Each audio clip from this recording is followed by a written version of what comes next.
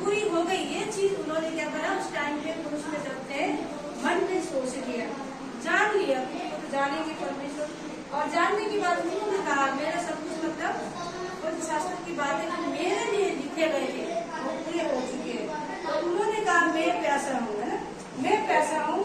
और वो जब वो प्यासा हूँ बोले तो उनके साथ लोग थे, विरोधी लोग, जिन्होंने उनको क्रूस पर चढ़ाया था, उन्होंने सोचा कि वो उसको पानी की प्यास है ना।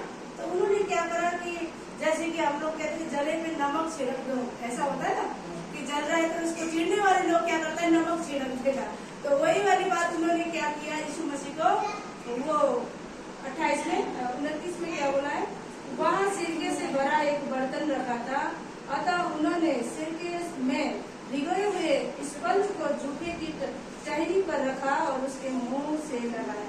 हालेलुया। उन्होंने क्या किया कि वो जो जूफा रखा था उससे और ज्यादा पानी की प्यास लगती थी, तो उन्हें परेशान करने के लिए उल्टा और उन लोगों ने वो जूफा से वो सिर का चुसा दिया उनको। तो इस वजह से उनको और तड़प हुई और पानी की प्यास, लेकिन उनको पानी की प्यास नहीं थी। वचन बताता मेरे को ये अभी भी समझ नहीं रही थी। जब आई मैं चाचा से पूछी कि ये किस चीज को उनको प्यास थी, परमेश्वर की बातों को पूरा करने की, एक आत्माओं को बचाना जो भी है, प्रभु की बातों को पूरा करने की प्यास थी उनको। उन्होंने कहा कि मैंने सब कुछ पूरा कर दिया, अब तुम्हें क्या करना है, विश्वास करना है। तो इसी तरह से हमारे अंदर भी एक प्यास रहना चाहिए, है ना।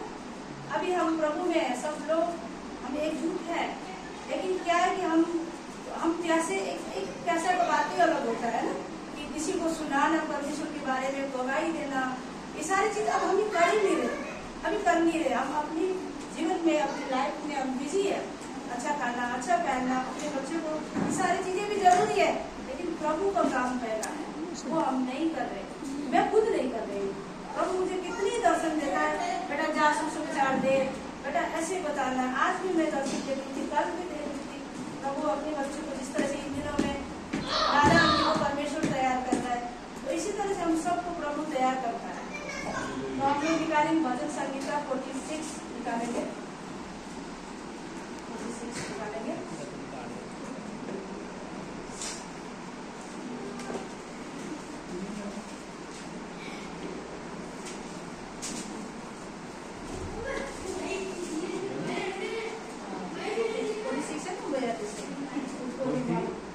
हाँ 42 है, 42 है, बता दें।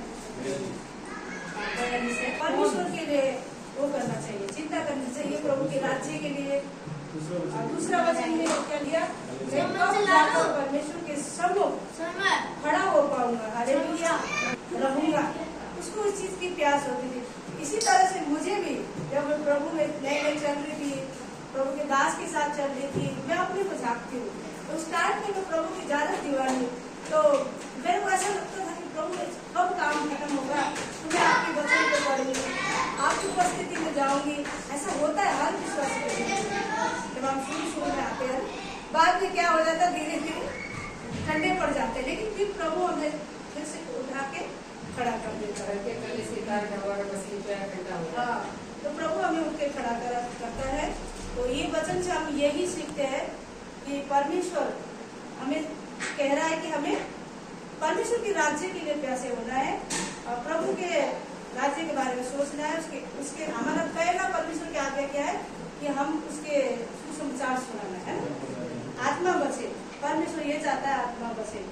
तो हम इतने भेड़े हैं, इनमें से हमें फल लाना। हमारी कोशिश ये रहे कि हमारे पास कोई भी आ जाए, फालतू बातें को ना करें, उसको सुसमाचार दे। ये हमारा मकसद होना चाहिए।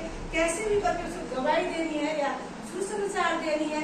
अगर उसको अच्छा लगेगा तो दोबारा आएगा, प्रभु की मर्जी नहीं होगा तो वो आपसे दूर हो जाएगा, लेकिन प्रभु की मर्जी होगा वो जुड़ जाएगा। मेरे पास एक बहन है, नेपाल की है, पीछे रहती है, उसको मैंने कल 2 घंटा वचन सुनाया, 2 घंटा उसको सुसमाचार सुनाया, और इसीलिए हमें अवसर नहीं छोड़ना है। और मेरे जीवन में शैतान ने जो भी है, जैसे फास्टिंग क्या बोलते हैं, बपतिस्मा लेके हम दोनों पति पत्नी, हमारे जीवन में परीक्षा आ गई। तो उस गुड फ्राइडे में मैं जब वचन दे रही थी, सब लोग अच्छे थे, मेरी तैयारी नहीं थी, मैं सिर्फ वचन रीड करके आ गई, और मैं कह रही थी, मैं चिंता में थी ना, सोच रहा था टाइम पे, परीक्षा के टाइम पे थी। तो मैंने बोला प्रभु मैं कैसे दूंगी, वचन कैसे दूंगी बोली। फिर भी ऐसे करके वचन को दिया और मैं इसी चीज को परमेश्वर ने उस बंधन को तोड़ा। ये साल मैं ऐसे मतलब प्रभु के वचन को मन से दे पाई। प्रभु ने पूरे साल से परीक्षा की घड़ी चली, लेकिन प्रभु ने मुझे संभाला। प्रभु के दास ने गाइड करा, दासी ने प्रार्थना करी, दास ने प्रार्थना करी, आप सबने भी करी। पूरी साल परीक्षा के बाद आज परमेश्वर ने जिस तरह से प्रभु के दास कई बार वचन बोल, प्रभु के दास वचन बोलते मुझे बोले बेटा परमेश्वर आपके अपने बच्चों को सहने से पार दुख नहीं देता। ये वचन मेरे मन में लग गया जब उन्होंने कहा ना, तो मैं ठीक है प्रभु अब मुझे छुड़ाएगा। तो परमेश्वर ने अभी सवाल है प्रभु को वचन से सबको आशीष। तुम्हारा लड़का बजा रहा है।